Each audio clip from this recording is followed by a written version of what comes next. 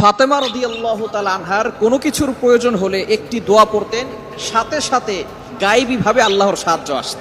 এটা আমরা অনেকেই জানি না। নবীজি সাল্লাল্লাহু আলাইহি সাল্লাম নিজে এই দোয়াটি হযরত ফাতেমা রাদিয়াল্লাহু তাআলা আনহাকে শিক্ষা দিয়েছিলেন। ফাতেমা রাদিয়াল্লাহু তাআলা আনহা বাসায় এসে তিনি এই দোয়ার আমল করতেন এবং সাথে সাথে গায়েবী সাহায্য আসতো। রিজিক নিয়ে তিনি কখনো টেনশন করতেন না।